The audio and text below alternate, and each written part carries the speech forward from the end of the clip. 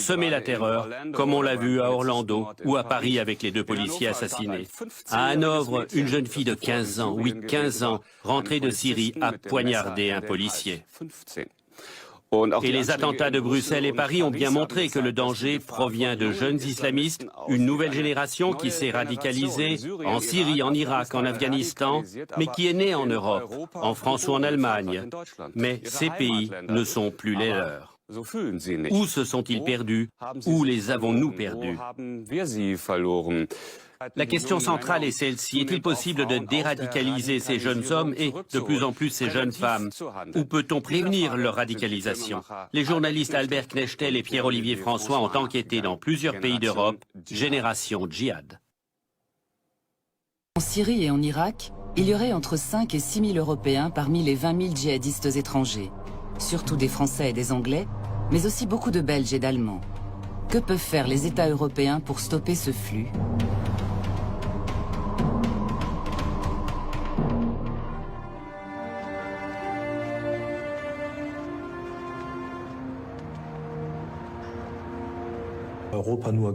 L'Europe compte jusqu'ici très peu de concepts de prévention éprouvés. En Allemagne, cette tendance à faire de la prévention n'a commencé qu'à partir du moment où les services de sécurité de certains Länder se sont tout à coup sentis dépassés par le problème. Chez les Français, c'est semblable. Ils réfléchissent aujourd'hui à la prévention après l'avoir refusée pendant des années. Longtemps, ils disaient « pas de prévention, la radicalisation ne nous intéresse pas ». Soit les jeunes islamistes se rendent coupables et ils seront punis, soit ils sont dans la légalité et on ne s'occupe pas d'eux. Ce n'était pas très perspicace.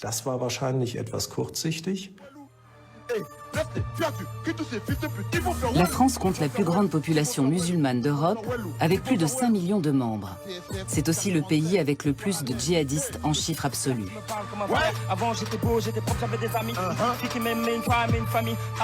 Saint-Denis, en banlieue parisienne. Le mercredi soir, sur la web radio RTSF 93, c'est freestyle avec Alibi Montana et ses invités. Chacun peut rapper ce qui le tracasse. Amour et jalousie, mais aussi exclusion, discrimination, chômage, désespoir. Rien de très nouveau dans les banlieues de la République. Mais parfois, Alibi Montana est surpris par certains textes. Écoutez RTSF 93 sur 3W. Des fois une ceinture autour de la taille, c'est des fois une solution. Enfin, j'ai déjà entendu des choses comme ça. D'accord. Mais est-ce que ça t'est arrivé d'une manière ou d'une autre d'en reparler ou pas? Oui, bien sûr. Souvent même. Dans le freestyle, parce que je trouve qu'ils vont trop loin dans la manière de dire ça, où j'ai l'impression qu'ils sont dans une idéologie. Cette web radio est soutenue par l'ARCEJ, une association de réinsertion pour l'enfance et la jeunesse. Depuis l'attentat contre Charlie Hebdo, l'équipe s'essaie aussi à la déradicalisation, à sa manière et hors de tout cadre institutionnel, mais avec de l'énergie et des contacts sur le terrain. Même si on ne peut pas savoir qui va basculer, mais il y a certaines personnes qui avaient déjà une attitude, voilà, assez violente, assez.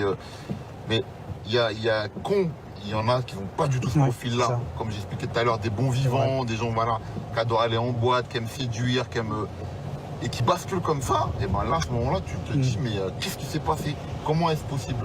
Ensuite, grâce à ces contacts, Jamel, le directeur de l'association, veut tisser un réseau informel de correspondants dans les quartiers chauds de Seine-Saint-Denis.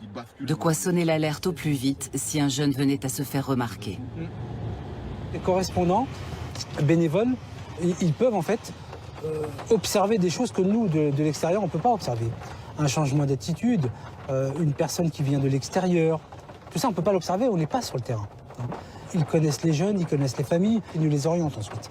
L'intérêt est exclusivement là, dédramatiser et en tout cas utiliser des circuits courts. Rendez-vous avec un de ses correspondants. Pour pouvoir continuer à travailler discrètement dans son quartier, il souhaite rester anonyme. Certes, aujourd'hui, il y a une certaine prise de conscience. Avant, il y avait beaucoup de propagande. Voilà. Une partie des médias en faisait partie parce que à longueur de journée, quand vous dites que les jeunes partent en Syrie facilement, il suffit de prendre un billet, c'est très facile de s'y rendre, ben voilà. Ça incite quelques jeunes à partir. Ce qui font que les jeunes y dérivent, c'est le désespoir. pas de formation, pas de travail, ils quittent l'école à 13 ans. Avant, ce qui faisait rêver les jeunes, c'était de vendre des barrettes de shit. Mais maintenant, c'est de tirer à la Kalachnikov. Donc en fait, les jeunes se radicalisent même pas pour la religion, mais voilà, c'est un phénomène de mode. Ils veulent tous tirer à la Kalash, ils veulent tous partir en Syrie, ils veulent tous partir en Irak. Et ils partent et c'est arrivé là-bas qu'ils se rendent compte qu'ils ont fait une erreur. C'est pour ça que la prévention, elle est très importante. Grâce à des relais comme Diamel, qui sont réactifs tout de suite à partir du moment qu'on les interpelle. L'initiative de l'Arsège ne fait pas partie du projet central du gouvernement Stop Djihadisme.